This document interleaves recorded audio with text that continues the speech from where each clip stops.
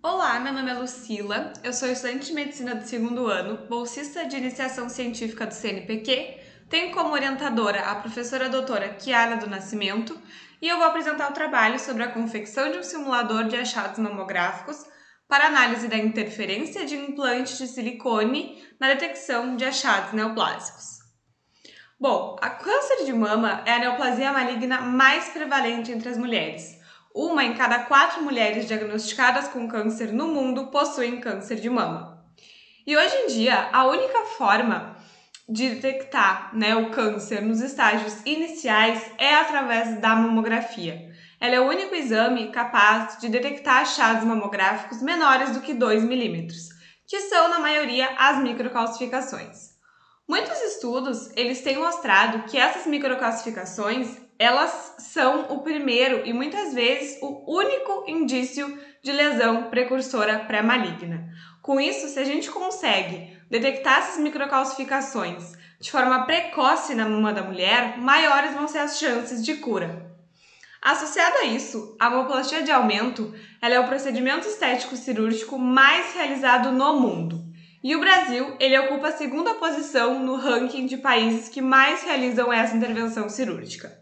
Por conta então desses dados alarmantes e associado ao fato de que cada vez meninas mais jovens estão se submetendo a tal intervenção cirúrgica, muitos pesquisadores começaram a pesquisar sobre a relação do quanto esse implante pode ou não interferir no diagnóstico preciso e precoce do câncer de mama.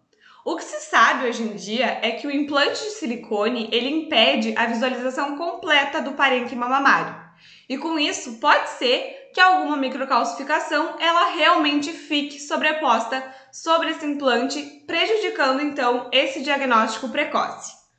Para isso, a gente construiu um simulador de achados mamográficos utilizando biomateriais que estão presentes na literatura e que são compatíveis com as microcalcificações e com os nódulos sugestivos de malignidade. A gente utilizou então como base a cera odontológica número 7 para simular as microcalcificações. A gente utilizou casca de ovo de galinha triturado. Para simular os nódulos, utilizamos o supositório de glicerina e os fios de nylon a gente utilizou para simular as fibras mamárias. Então aqui uma imagem da nossa placa de achados pronta, com os nódulos, as microcalcificações e as fibras mamárias simuladas de tamanho 14 por 7. A validação desse simulador ela foi obtida através de um equipamento chamado de densitômetro. E a gente usou como referência os valores de densidade óptica da placa de achados do Phantom comercial de acrílico. Bom, então aqui a gente pode observar, através do gabarito, que tanto as microcalcificações simuladas pela casca de ovo quanto os nódulos, eles simulam visualmente o material que a gente buscava. Então aqui, novamente a glicerina simulando os nódulos e a casca de ovo simulando as microcalcificações. Na hora da validação, a gente encontrou para a nossa placa valores entre 2,54 e 2,57 e para o simulador comercial um valor de 2,59. Isso nos mostra então uma compatibilidade dos materiais com a placa que é comercializada. E sobre o implante interferir ou não na mamografia, foi feito então um primeiro teste colocando uma prótese de silicone da marca Silimed em cima dessa placa que a gente confeccionou. E é possível então da gente observar na imagem que ela realmente cria uma região radiopaca, impedindo a completa visualização do parênquima mamário. É claro que ainda a gente precisa fazer mais testes, para melhorar o aperfeiçoamento do material, mas a gente consegue então concluir que o simulador ele se mostrou sim compatível com os achados mamográficos e que possivelmente o silicone interfira na visualização completa da mama durante a mamografia, porque vão ter regiões do parênquima mamário que elas vão ficar sobrepostas pelo silicone mesmo com as incidências crânio-caudal e médio-lateral oblíquo. Um agradecimento especial, então, à minha orientadora, ao CNPq e à Universidade Católica de Pelotas por contribuírem para a minha pesquisa.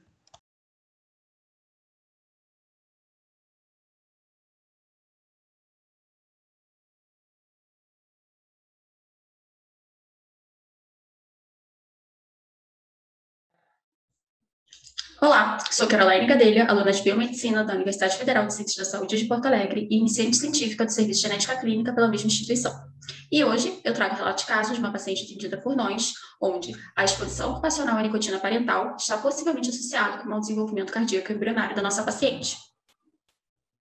Bom, ao falar do mau desenvolvimento cardíaco, não podemos deixar de citar as cardiopatias congênitas, que nada mais são do que alterações estruturais no coração e nos grandes vasos, podendo ser caracterizadas como sindrômicas e não sindrômicas. No caso das sindrômicas, as mais conhecidas seria a síndrome de Down, seguido da deleção do 22q11.2, também chamada de síndrome de George. No caso das não sindrômicas, elas têm sido associadas à exposição a substâncias tóxicas que podem causar efeito teratogênico. Um exemplo popular seria o fumo ativo ou passivo por gestantes. Porém, pouco se fala na literatura a respeito do risco ocupacional que trabalhadores do plantio do fumo, mais especialmente mulheres e mais especificamente as gestantes, estão expostas. O que se tem na literatura é relatos sobre a absorção térmica da nicotina, que pode culminar, então, na doença da folha do tabaco verde. E tudo isso se correlaciona com a nossa paciente, pois os pais da nossa paciente são agricultores do plantio do fumo, sendo ela sua primeira filha, e a mesma possuía alterações compatíveis com síndromes genéticas, porém, foi avaliada geneticamente como não sindrômica. Algumas informações que são relevantes da nossa paciente é que ela era do sexo feminino, nasceu a termo, a ecografia do 7º mês dela se apresentava normal, porém, ao nascimento foram vistas alterações craniofaciais, sendo elas a fronte ampla, o epicanto bilateral, a raiz nasal larga e as narinas antivertidas. No caso do diagnóstico cardiológico, ele era compatível com cardiopatia congênita, onde a nossa paciente possuía uma grande comunicação intraventricular subaórtica, a tetralogia de valor, a persistência do canal arterial, que no caso se fecha após as 48 horas do parto, e o arco aórtico à direita. Essas alterações, então, elas eram compatíveis com a síndrome de George, no caso da deleção do 22q11.2. Porém, tanto o cariótipo quanto o FISH, quanto a tecnologia de FISH, se apresentaram normais. A partir disso, então, nós rumamos para a investigação de inserções e deleções em maior escala, através da tecnologia de MLPA, onde nós utilizamos 2 kits comerciais para a investigação de cardiopatia congênita e microdeleções cromossômicas. E aqui nós podemos ver, então, o resultado do MLPA para microdeleções cromossômicas, onde, quando as esferas se apresentam acima da linha azul, nós temos duplicações, e quando as esferas se apresentam abaixo da linha vermelha, nós temos deleções, que é o caso da nossa paciente. Ela se apresentou deletada nos genes TRPS1, CREB-BP e MECP2. Esses genes eles estão envolvidos no controle do crescimento, na homeostase, na remodelação da cromatina e no reconhecimento de fatores de transcrição, entre outras funções. E aqui nós podemos ver o resultado do MLPA para cardiopatia congênita, onde não apresentou nenhuma duplicação nem deleção. A partir desse resultado, então, nós buscamos dados na literatura que poderiam nos auxiliar na compreensão do caso dessa paciente, que não apresentou deleção nos genes conhecidos como alterados nas cardiopatias congênitas. Foi então que nós encontramos um artigo que realizou uma análise de single cell em células embrionárias para verificar essas alterações na presença da nicotina. O single cell, ele nada mais é do que uma tecnologia que nos permite visualizar os transcritos em nível de célula única. Ou seja, ele considera a heterogeneidade celular de estruturas consideradas fenotipicamente semelhantes. Esse artigo ele demonstrou alteração nos genes ACTA2, SNAI1 e SNAI2 na presença da nicotina. Então, unidos dessa informação, mais o resultado do MLPA para microdeleções, que demonstrou a deleção nos genes MECP2, CREB-BP e TRPS1, utilizamos a plataforma de bioinformática Genimania para o cruzamento desses dados e desenvolvemos essa figura ao lado. A plataforma Genimania é uma ótima aliada na correlação genótipo-fenótipo e deveria ser mais explorada na genética clínica. Aqui na figura, nós podemos ver que os 3 genes deletados eles possuem ligações indiretas entre si. Além disso, o CREB-BP ele possui ligação direta com o gene ACTA2, que na presença da nicotina, de acordo com o artigo de single cell, ele foi inibido. É importante ressaltar que o ACTA2 ele é um marcador cardíaco e já há relatos na literatura das alterações de expressividade do CREB-BP devido à ação da nicotina. Tendo tudo isso em mente, podemos inferir então que a nicotina absorvida provavelmente por via dérmica no plantio do fumo está possivelmente envolvida na histologia da CHD da nossa paciente, caracterizando então como uma avaliação genética não sindrômica. Com uma perspectiva futura, nós pretendemos buscar colaborações para realizar a análise do exoma dessa paciente, a fim de trazer mais informações sobre a influência da nicotina nos genes evidenciados em nosso estudo. Por hoje é só, agradeço a atenção, muito obrigada, tchau, tchau.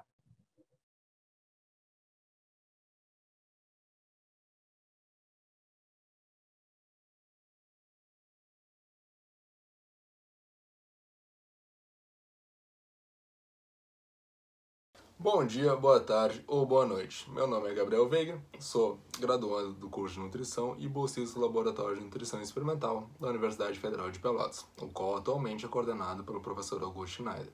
E hoje eu vim apresentar um pouquinho sobre o meu trabalho chamado de efeito de um coquetel senolítico no metabolismo glicídico e ganho de peso de camundongos obesos. Bom, pessoal, primeiramente devemos olhar para o contexto atual de saúde, o qual sabemos que a maior parte das atenções remete ao controle do avanço da pandemia do vírus Covid. Entretanto, isso favorece mudanças que prejudicam os cuidados terapêuticos e de avanço de outras patologias, tais como obesidade, diabetes e doenças cardiovasculares. Onde, nesse estudo, realizado com 202 profissionais da área da saúde, de 47 países diferentes, teve como objetivo avaliar os impactos da pandemia no cuidado de doenças crônicas, o qual demonstrou que diabetes, doença pulmonar obstrutiva e cardiopatia são as doenças cujos cuidados estão mais acometidos. Então, voltando a observar novamente as doenças e as características que marcam nossa população, podemos observar que envelhecimento, onde sabemos que a expectativa de vida tem aumentado fortemente nas últimas décadas, tais como a incidência de doenças como diabetes, cardiopatia, obesidade e outras, quais são marcadas pelo quadro de inflamação crônica. E ainda mais olhar diretamente para um ponto que se relaciona entre esses, a obesidade, envelhecimento e diabetes, encontramos uma forte associação com o processo de senescência celular, o qual é compreendido como mecanismo de defesa a estímulos prejudiciais à célula que culminam na parada proliferativa, favorecendo então que a célula adquira uma aquisição de um padrão inflamatório específico conhecido como SASPs, sendo que o acúmulo de células senescentes ocorre principalmente com o avançar da idade. Com esse acúmulo, a secreção de SASPs leva o organismo humano ao quadro de inflamação crônica, o que por sua vez correlaciona-se com o desenvolvimento de doenças relacionadas ao envelhecimento e também é acelerado pelo processo de obesidade. Nesse contexto, surge o conceito de drogas senolíticas, as quais seriam aquelas com a capacidade de promover a morte celular justamente de células senescentes. Assim, o objetivo desse trabalho foi avaliar os efeitos do uso de um coquetel senolítico no metabolismo da glicose e ganho de peso corporal de camundongos obesos. Tendo como metodologia o uso de camundongos OB-OB, que são aqueles que apresentam depressão do gene da leptina, impedindo o controle regulatório da fome no núcleo arqueado hipotalâmico e demonstrando obesidade por alimentação desenfreada, esses foram divididos em dois grupos, o grupo intervenção, com a administração de izatinib e quercetina, duas drogas senolíticas, e o grupo tratamento, onde ambos foram avaliados por meio do monitoramento de peso e teste de metabolismo da glicose. Como resultado, foi visto que os camundongos do grupo intervenção demonstraram menor ganho de peso que aqueles do grupo controle, sendo isso justificado principalmente pelo controle do estado inflamatório que beneficia a sua composição corporal, mas sem que houvesse diferença na gordura periovariana.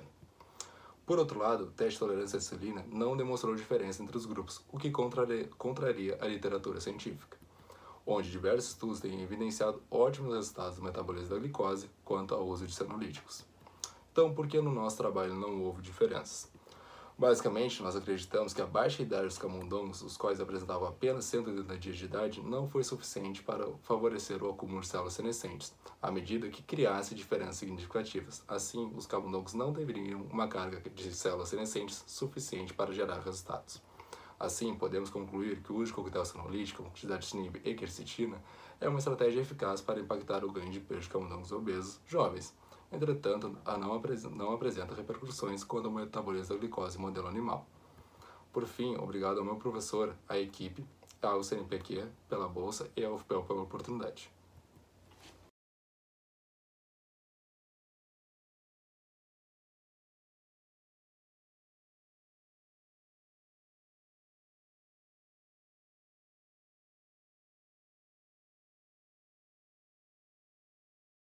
Olá, eu me chamo Débora Casimoto Alves e hoje irei apresentar o trabalho intitulado como Motivação Intrínseca na Atividade Física Remota durante o game Just Dance Now, com a orientação do professor Dr. César Vaghetti. Gostaria de ressaltar que todos os autores do presente estudo fazem parte do Exergames Lab Brasil, da Escola Superior de Educação Física da Universidade Federal de Pelotas. Com a pandemia do novo coronavírus, foi necessário pensar em alternativas e estratégias que possibilitassem a interação entre os indivíduos e a atividade física, sendo imprescindível o uso do cyberspace neste momento. Dessa forma, os Exergames vieram com uma boa opção, pois os indivíduos que realizam prática física com os Exergames não precisam sair de casa, já que os exergames consistem em um videogame ativo, ou seja, utiliza a movimentação do corpo para poder jogar. Um exergame muito conhecido é o exergame Just Dance, que consiste em imitar a coreografia de um avatar presente em tela. Segundo estudos da literatura, os exergames, de forma geral, são muito motivadores. A teoria da ótima experiência, desenvolvida por Mihaly, teoria do fluxo, ela descreve a motivação intrínseca de jogadores ao jogarem um jogo. Ela consiste em 9 dimensões, como vocês podem ver nessa apresentação.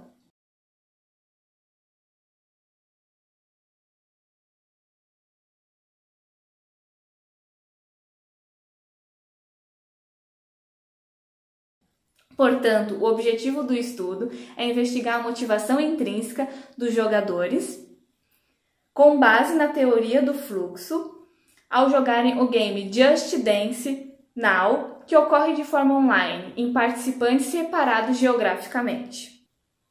A coleta de dados foi realizada em um evento online, um evento de tecnologia, onde 34 adultos participaram da coleta. A participação foi voluntária e consentida no momento em que esses aceitaram a responder o questionário ao final da prática. Este questionário consistia em 9 questões numa escala Likert de 5 pontos. Para a realização da prática era necessário que os participantes baixassem o aplicativo em seu smartphone. O aplicativo se chamava Just Dance Now. E, para isso, o palestrante tinha que apresentar, fazer o compartilhamento de tela na videoconferência, mostrando a coreografia. Os jogadores deveriam imitar os avatares, segurando seu smartphone com a mão direita. Ao final da prática, todos eles eram convidados a responder o questionário. É importante ressaltar que eram 9 questões, cada uma representando uma dimensão do fluxo. Entretanto, os participantes não tinham conhecimento desta informação. A análise de dados ela ocorreu de forma descritiva, calculando a média e o desvio padrão. Como vocês podem ver nos quadros, conseguimos atingir um resultado satisfatório com uma pontuação de 4,11.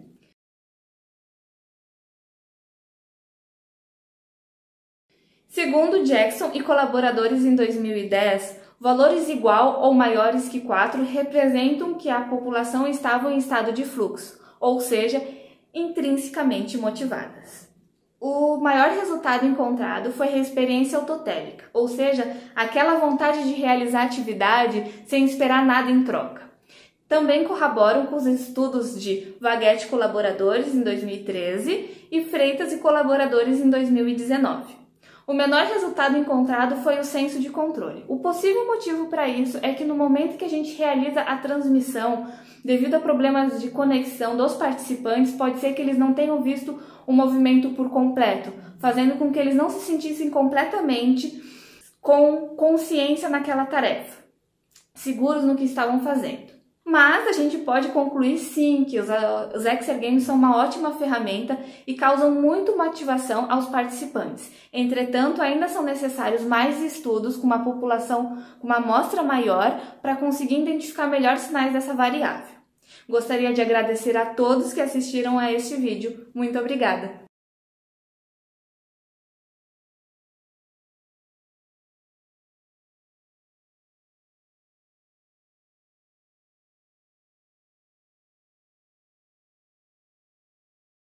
Saudações a todos da banca. Espero que estejam bem em mais um ano de pandemia.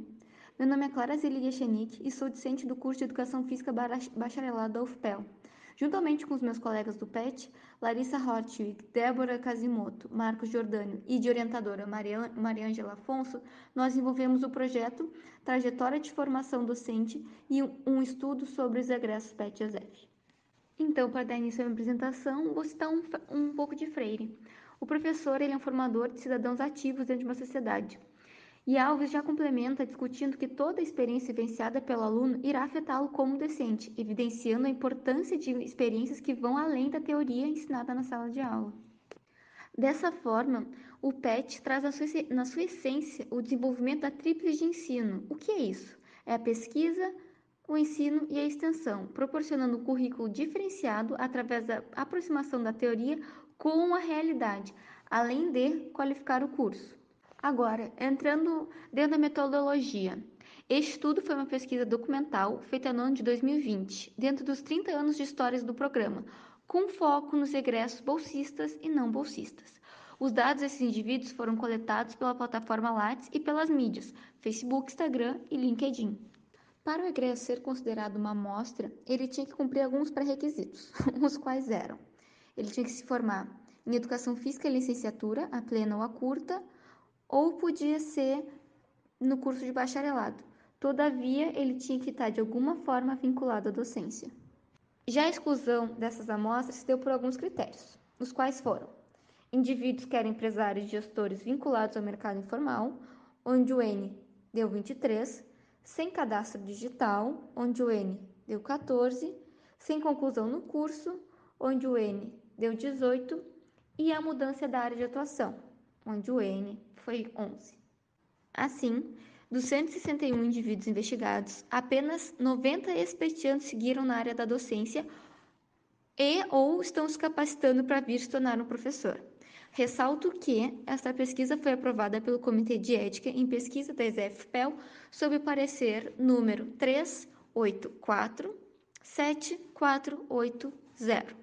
Depois de trazer todos esses questionamentos e dados, os resultados demonstram que, através do gráfico, 67% seguiu a pós-graduação, onde 42% fez ou faz o mestrado e 25% fez ou faz doutorado.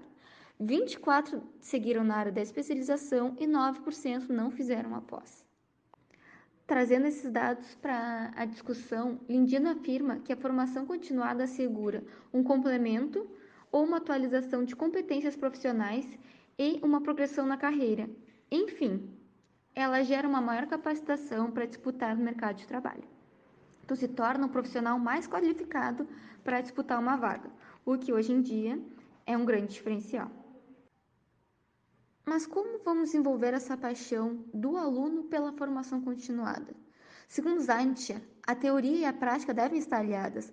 Dessa maneira, proporcionar espaços híbridos onde o aluno pode ensinar e aprender irá torná-lo um professor mais proativo para enfrentar os desafios que irão lhe aparecer durante a sua carreira profissional. Dito isso, fica evidente a influência do programa através da tríade de ensino, pesquisa e extensão durante os 30 anos do PET-ESEF-PEL, pois, como demonstrado ao longo da apresentação, ele proporciona um ensino diferenciado pelas experiências em diversas áreas da educação física, o que ocasiona em profissionais mais capacitados no campo da docência. O PET, com as suas atividades de extensão, ensino e pesquisa, ele faz o aluno vivenciar a docência, não só a docência, mas os outros campos da educação física. Por fim, gostaria de agradecer à banca pelo tempo cedido a ver minha apresentação e eu espero que ela tenha sido proveitosa a vocês e que de alguma maneira tenha agregado um pouquinho mais de conhecimento acerca do programa de educação tutorial, como a gente tem visto ao longo dos anos, como ele transforma a vida de diversos alunos.